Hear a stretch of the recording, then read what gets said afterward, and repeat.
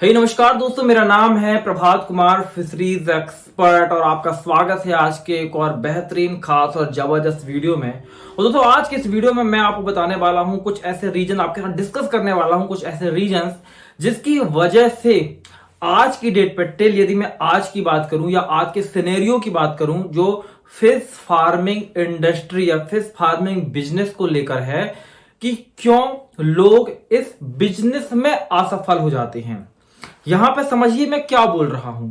मैं ये नहीं बोल रहा हूं कि मछली पालन में असफल हो जाते हैं। आज मैं बात करने वाला हूं क्यों मछली पालन के बिजनेस में असफल हो जाते हैं। सबसे पहले समझिए दोस्तों कि मछली पालन और मछली पालन के बिजनेस के बीच का अंतर क्या होता है। देखिए, मछली पालन का मतलब है कि मछली को पालना। अब जब आप मछली को पाल रहे हैं तो वहां पे ये कोई पॉइंट की बात नहीं है कि उससे आपको प्रॉफिट को बेच के प्रॉफिट बनाना है। लेकिन जब हम मछली पालन के बिजनेस की बात करते हैं तो वहां पे हमारे लिए ऑब्जेक्ट सबसे पहला होता है कि हम मछली को बेचेंगे और बेचने के बाद में जो लागत लगी है उससे ज्यादा कीमत में बेचेंगे और मुनाफा कमाएंगे। जब तक मुनाफा नहीं बन रहा है तब तक हम, या मुनाफे के पॉइंट ऑफ व्यू से मछली को नहीं पाल रहे हैं, तब तक वो बिजनेस नहीं है। क्योंकि बहुत सारे लोग एक्वेरियम में भी मछलियों को पालते हैं, ऑर्नामेंटल फिशेस को, तो मछली पालन तो वो भी कहलाएगा, लेकिन वो मछली पालन का बिजनेस नहीं है, वो शौक के तौर पर लोग मछली को पाल रहे हैं। तो यहां पे समझिए कि आप जो कर रहे हैं वो फिश फार्मिंग बिजनेस कर रहे हैं, ना कि फिश फार्मिंग कर रहे हैं। और लोग यहां पे नहीं समझ पाते हैं कि ये एक दोनों अलग अलग चीजें होती हैं और लोगों का फोकस मछली पालन में होता है। तो यहां पे दोस्तों जो अलग अलग रीजंस हैं कि क्यों लोग फिश फार्मिंग के बिजनेस में असफल हो जाते हैं, उसके लिए मैं कुछ रीजंस देने वाला हूं। जिसमें सबसे पहला रीजन है वो है माइंडसेट। माइंडसेट क्या होती है? माइंडसेट होती है मनोदशा। अब देखिए, बिजनेस तो बिजनेस होता है और सभी बिजनेस के फंडामेंटल्स या कह सकते हैं कि मूल नियम लगभग एक से होते हैं।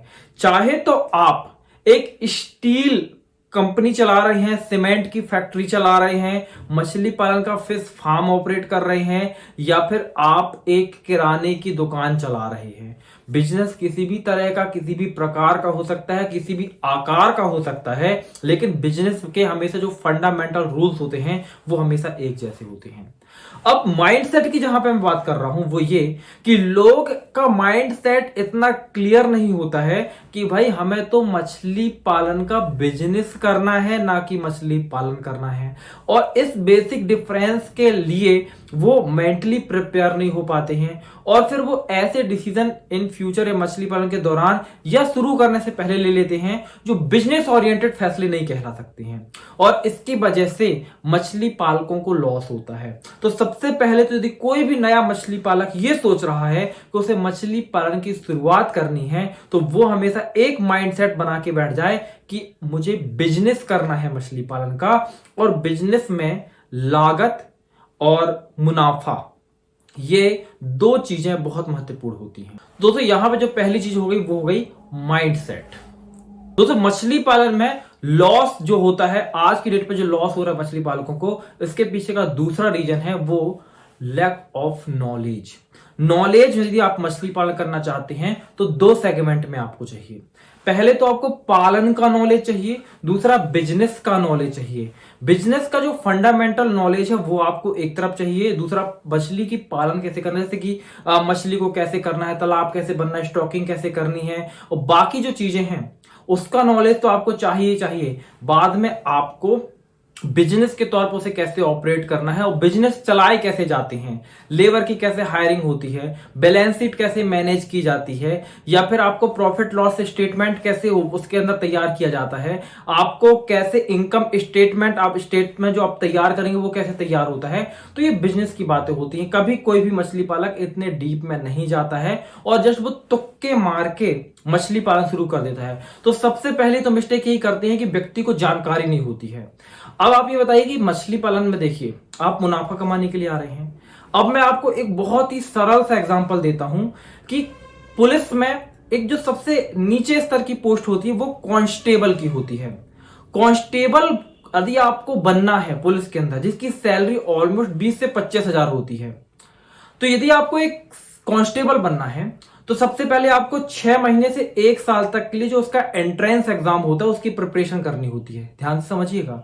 और अगर आप उसको एंट्रेंस को पास कर लेते हैं, यानी जो उसका एग्जाम है वो क्वालिफाई कर लेते हैं और आपका सिलेक्शन हो जाता है एज अ कांस्टेबल, चाहे आप किसी भी स्टेट की पुलिस की बात करें, उसके बाद आपकी कम से कम 6 महीने और कई राज्यों में तो 1 साल की ट्रेनिंग होती है।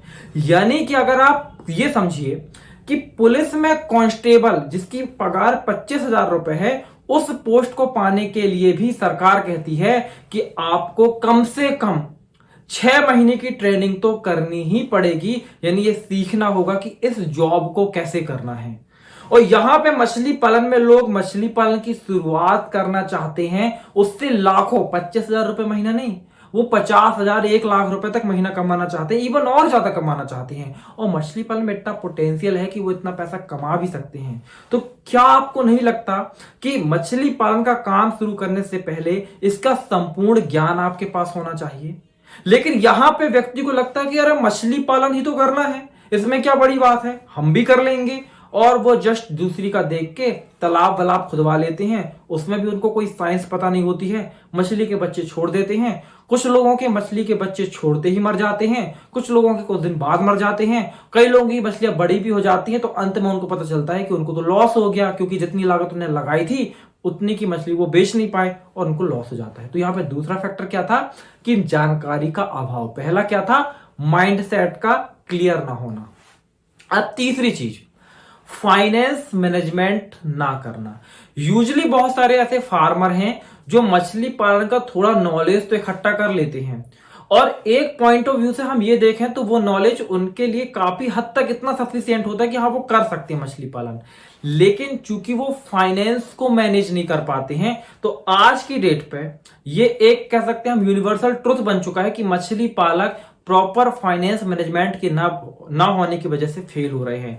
इसमें क्या होता है कि मछली पालक कभी कैलकुलेट ही नहीं करता है कि जैसे क्या होता है कि जब आप बिजनेस करते हैं ना, तो आपको कैपेक्स क्या है, ओपेक्स क्या है, इसको कैलकुलेट करना होता है। अब मछली पालक को लगता है कि मेरे पास 1 लाख रुपए है, चलो मैं तालाब बनवा लेता हूं, मछली के बच्चे डाल देता हूं, मछली को दाना खिलाना शुरू कर देता हूं। अब वो मछली को दाना तो खिला रहा है, पता चला कि 2 महीने के बाद दाना खिलाने के बाद उसके पास दाना खिलाने का पैसा ही खत्म हो गया। अब वो बीच में ऐसी स्थिति में फंस जाता है जहां पर उसके पास लगाने के लिए लागत ही खत्म हो जाती है। तो ऐसी स्थिति में आपको शुरुआत में ही अंत तक का पूरा कैलकुलेशन होना चाहिए आपके पास में, और उस कैलकुलेशन के अकॉर्डिंग आपका फंड डिस्ट्रीब्यूटेड होना चाहिए अलग अलग सेगमेंट में।